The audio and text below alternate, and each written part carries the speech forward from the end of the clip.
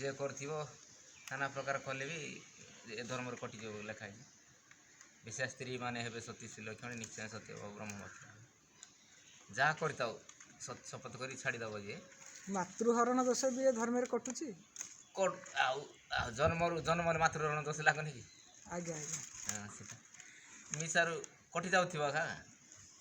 ଆଉ ଶିବ ମାତୃହରଣ ଦୋଷ କଲେ ବୋଲି କହିଲେ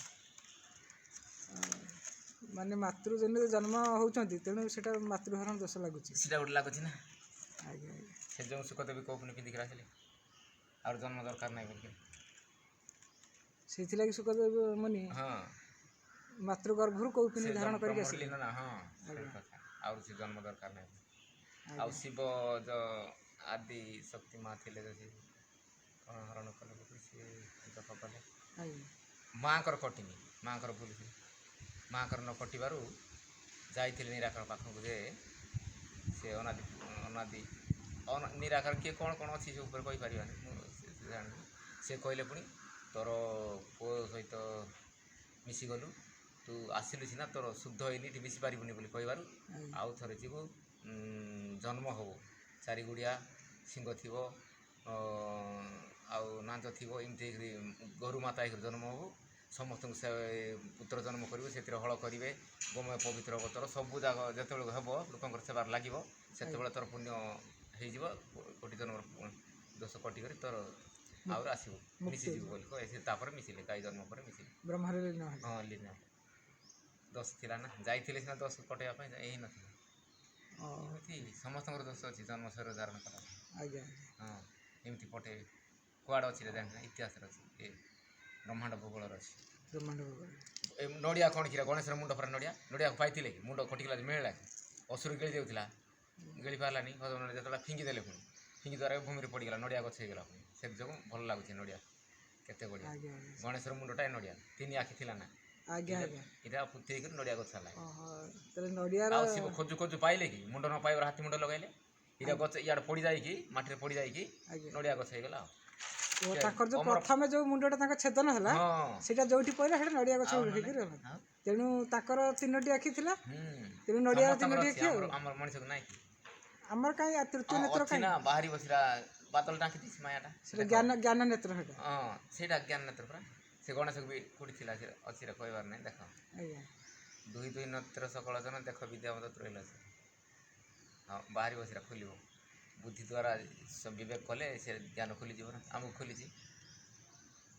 ଆଉ କ'ଣ ବୋଲି ଭାବୁଛି ଜ୍ଞାନ ଚକ୍ଷୁ ଆମେ କହିଦେଉଛୁ ନା ଏଇଟା ଖୋଲାରେ କହିବାର ସତ କଥା। ଆଜ୍ଞା ଜ୍ଞାନ ଚକ୍ଷୁ ଖୋଲିଯିବ ନା ବୋଲେ ବୁଦ୍ଧି ବିବେକ ଆସିଲେ ସମସ୍ତଙ୍କୁ ସମାନ ଦୃଷ୍ଟି ଦେଖିପାରିଲେ ଆତ୍ମଭକ୍ତି ଭାବ ଆସିଲେ ସେଟା ଖୋଲିବ। ଠିକ ଠିକ ମାୟାରେ ଯେମିତି ମୁଁ ପ୍ରଭୁ ଆଜିଠାରୁ ମୋତେ ସେ ମାୟା ମୋର ପକାଉନି ମୁଁ ପଡ଼ିବିନି ଏହି ଶପଥ ଗ୍ରହଣ କରିବାକୁ ପଡ଼ିବ। ଆଜ୍ଞା ଯେତେ ପରୀକ୍ଷା ଆସିଲେ ବି ନା ମୋହମାୟାରେ ମୁଁ ପଡ଼ିବିନି। ପଡ଼ିଗଲ ପରୀକ୍ଷାରେ ହାରିଗଲ ପରୀକ୍ଷା ଆସିବ ନା ସେଥିରେ ମୋହିତ ହେଇଗଲେ ଗଲା ସେଇଟା କେତେ ପରୀକ୍ଷା ଆସିଛି ଆମକୁ ବି ଆସିଛି ଆମ ପ୍ରଭୁଙ୍କ ଦ୍ୱାରା ଉଠିଯାଇଛି ଆସିବ ନାହିଁ କାହିଁକି ମୁଁ ଆସୁଛି ସମସ୍ତଙ୍କୁ ଆସିଛି ଯେମିତିକା ଲୋକ ହେଲେ ଆସିବ ସେଇ ପରୀକ୍ଷାରେ ଜିତିଗଲେ ପଳାଇଯିବ ସେ ଦ୍ୱାରକୁ ନେଇଯିବ ସେ ହଁ ସେ ନେଇଯିବ ତାର ସେ ନେବ ଆମେ ଯାଇପାରିବା ସେ ପୁଣ୍ୟ ଦ୍ୱାରକୁ ନେଇଯିବ ସବୁ ଦ୍ୱାର ଖୋଲା ଅଛି ଆମର ଏ ପାପ ଦ୍ୱାର ସେଇ ଦ୍ୱାର ତାଲା ପଡ଼ିଛି ତାଳୁକା ଶିଖର ଯୋଉ ବ୍ରହ୍ମଦ୍ୱାର ରନ୍ଧ୍ର ସେଟା ତାଲା ପଡ଼ିଛି ପରା ସବୁ ସେଟା ଖୋଲା ପରେ ସେଟା ଢାଙ୍କୁଣୀ ପଡ଼ିଛି ହଁ ଢାଙ୍କୁଣୀ ପଡ଼ିଛି ସିଏ ଖୋଲିଗଲା ବୋଲି ଜାଣିବାକୁ ପଡ଼ିବ ଯାହାର ଜ୍ଞାନ ହେଲା ସେ ଖୋଲିଗଲା ବୋଲି ଜାଣିବାକୁ ପଡ଼ିବ। ଜାଉଁଳି କବାଟ ତ ଲାଗିଛି ଆଉ ଜାଉଁଳି କବାଟ ଯେମିତି ଖୋଲିବ ଖୋଲିଲେ ବି ତିଳ ଛପା ପାଖରେ କବାଟ ଲାଗିଥିବ ସେଇଥିରୁ ବ୍ରହ୍ମଟା କଥା ହବ ଦେଖ ଏଠି ଗୋଟେ ଲେଖିଛି ଦେଖ ଅଚ୍ୟୁତାନନ୍ଦ ମନ ଭୁଲା ନାରୀ ଚାହିଁ ତ୍ରିକୁଟ ସନ୍ଧିରେ ନିରାକାର ବିଜେ ଲୟ ଲଗା ଜୋରେ ଟିକେ କହୁନାହାନ୍ତି ଏରକ ଟିକେ କରିଛ ମୋତେ ସ୍ୱରଟା ଆସୁନି ଯେ ତ୍ରିପୁରା ଜହିଁରେ ଦ୍ୱାରୀ ହୋଇଛନ୍ତି ଦୁଷ୍ଟ ଦଳନ ପାଇଁକି ତିଳ ତୋପା ପ୍ରାୟ କବାଟ ଲାଗିଛି ଶବଦ ବଜ୍ର କିଣିକି ମନ ଭୁଲା ନାରୀ ଚାହିଁ ତ୍ରିକୁଟ ସନ୍ଧିକି ସେ ସ୍ଥାନକୁ ଯେବେ ପରଛେ ହୋଇବୁ ମାର 25 ପ୍ରକୃତି କି ପଞ୍ଚ ମନକୁ ତୁ ଏକତ କରିଣ ନାସିବୁ ସଡ଼ଇକି ମନ ଭୁଲନାରେ ଚାହିଁ ତ୍ରିକୁଟ ସନ୍ଧିକି ଶ୍ରୀ ଗୁରୁ ବଚନ କଞ୍ଚି କରି ଘେନ ସଧୀରେ ବଳାଅ ମତିକି ବଜ୍ର ହିଁ କବାଟ କେବେ ନୁହେଁ ଆଣ୍ଟ କ୍ଷଣକେ ଯିବ ଫିଟିକି ମନ ଭୋଲା ନାରୀ ଚାହିଁ ତ୍ରିକୁଟ ସନ୍ଧିକି ଫିଟାଇ କବାଟ ନିରଞ୍ଜନ ଭେଟ ଦେଖିଲେ ପାଇବୁ ଗତିକି କହେ ଦିନହୀନ ପାମର ଅଚ୍ୟୁତ ପାଦ ପଦ୍ମେ ଦେଇ ମତିକି ମନ ଭୋଲା ନାରୀ ଚାହିଁ ତ୍ରିକୁଟ ସନ୍ଧିକି ତ୍ରିକୁଟ ସନ୍ଧିରେ ନିରାକାର କି ଯେ ଲୟ ଲଗାଅ ତହିଁକି ସେ ସ୍ଥାନକୁ ଯେ ଖରଚ ହେଉ ମାର ପଚିଶ ପ୍ରକୃତି ପଞ୍ଚମନକୁ ଯେ ଏକତ କରିବେ ମାସିକୁ ଷଡ଼ଇରି ଷଡ଼ଇରି ନଥିବା ଅଛି ତାକୁ କେତେ ଲୋକ ଭୁଲ ଭାଲ ବି କରିଦେଉଛନ୍ତି କାମ କ୍ରୋଧ ଲୋଭ ମୋହ ମଦ ମତ୍ସର୍ଯ୍ୟ ଛଅଟା ଜିନିଷରେ ଯେ ରତନ ହେବ ସେଠିକି ପଳେଇଯିବ ସିଏ ଏଇଟା ଅଟକେଇକି ରଖୁଛି ନା ମଣିଷକୁ ସେଇଟା ଧର୍ମ ପଥରେ ବାଧକ ବାଧା ହେଇଗଲା ସେମାନେ ପରୀକ୍ଷାରେ ହାରିଗଲେ ସେଇଟା ଜିତିଦେଲ ମାନେ ପଳେଇଗଲେ ସେଠି ଷଡ଼ରିପୁ ହେଲା ମୁଖ୍ୟ ତାପରେ ପୁଣି 25 ପ୍ରକୃତି ଗୁଣ ଅଛି ହଁ ଡର ନଥିବା ଅଛି ଆହୁରି ଡର ଭୟ ଥିଲେ ବି ସେ ଯାଇପାରିବନି ଭୀମ ବହି ଲେଖିଛନ୍ତି ଦେଖ ଅଭୟ ପାଦ ସେ ଭୟ ଭ୍ରାନ୍ତି ନାହିଁ ଆପଣେ ହୁଏ ନିର୍ଭୟେ ଅଭୟ ଭକ୍ତିରେ ଭୟ ଭ୍ରାନ୍ତି କଲେ ଗୁରୁ ପାଦେ ଦ୍ରୋହୀ ପାଏ ଆଜ୍ଞା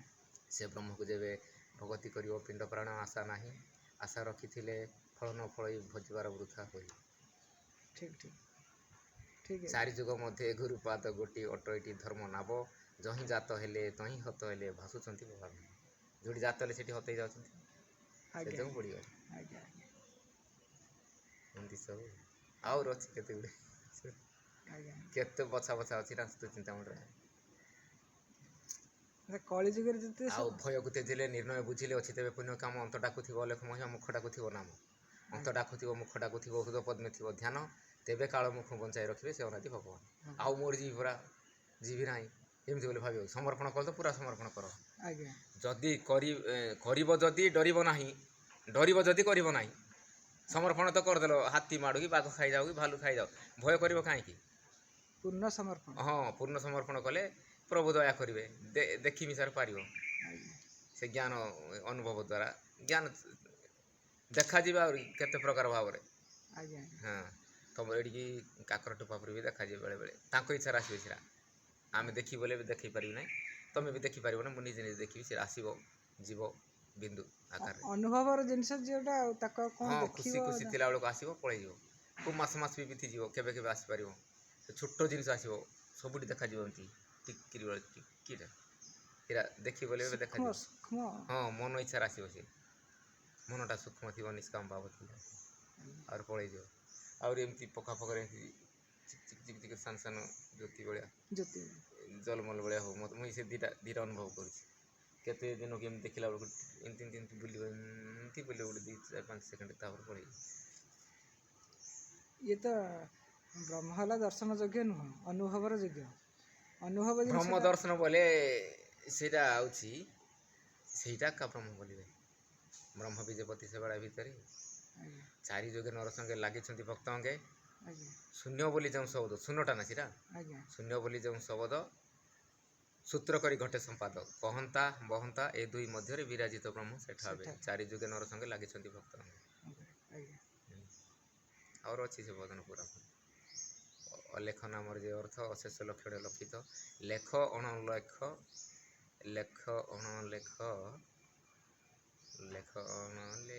ଏ ଶରୀରେ ଦେଖ ଭେଦ କର ଆତ୍ମାର ଲିଙ୍ଗେ ଚାରି ଯୁଗେ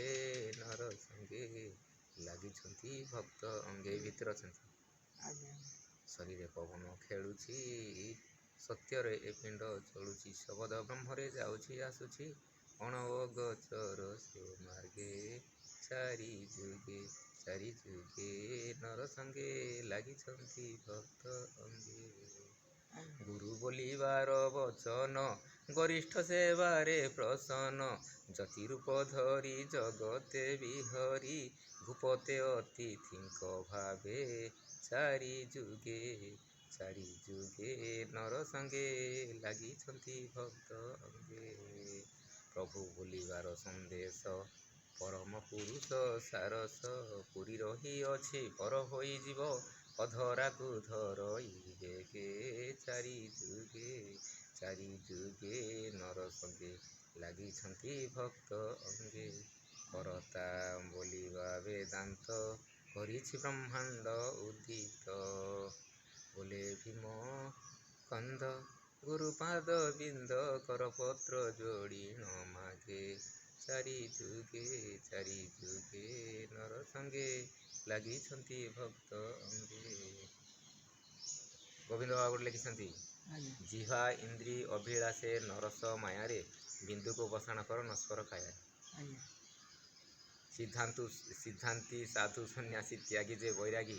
ଅତିଥି ଧର୍ମେ ଚଳିବେ ନୁହିଁ ପାପ ଭାଗୀ। ଗ୍ରାମକେ ରାତିଏ ରହି ଅନ୍ୟ ସ୍ଥାନେ ଯିବେ। ଅନ୍ନ ବ୍ୟଞ୍ଜନ ଦି ଭିକ୍ଷା ମାଗିଣା ବୁଞ୍ଜିବେ। ତାଙ୍କର ଧର୍ମ ସେଇଟା ବାବା ଲେଖିଛନ୍ତି ଗୋବିନ୍ଦ ବାବା। ଆଜ୍ଞା ହଁ, ଜିହ୍ବା ଇନ୍ଦ୍ରିୟ ଅଭିଳାଷୀଟା ଗୋଟେ ପାପ। ଜିହ୍ବା ଇନ୍ଦ୍ରିୟ ଅଭିଳାଷୀ ନରସ ମାୟାରେ ଆଜ୍ଞା ବିନ୍ଦୁକୁ ବସାଣ କର ନସ୍କର କାୟାରେ। କେଉଁଠି ସେ ବିନ୍ଦୁ ଲାଗିବ ଦେଖୁନ, କେଉଁଠି ବସନ ତାର ସେଇଟା ଦେଖାଯିବ, ତାର ସେ ବାହାରିବ। ଅଛି ଆମ ଦେହରେ, ଆଜ୍ଞା ସମସ୍ତଙ୍କ ଦେହରେ ଅଛି। ଆପଣ ବହୁତ ଜ୍ଞାନ ସାଧନ କରୁଛନ୍ତି। ସମସ୍ତଙ୍କ ଦେହରେ ଅଛି ନା। ତେଣୁ ସାଧୁ ସଂଘର ପ୍ରଭାବ, ହଁ, ସାଧୁ ସଂଘ ଗୁରୁ ସେବା ଦ୍ୱାରା ସବୁ ଗୁରୁ ସେବା ସେବାରେ ଜ୍ଞାନ ପ୍ରାପ୍ତି ହୁଏ। ସେବା ଦ୍ୱାରା ବରିଷ୍ଠ ସେବାରେ ଯେ ହେବେ। ଆଜ୍ଞା।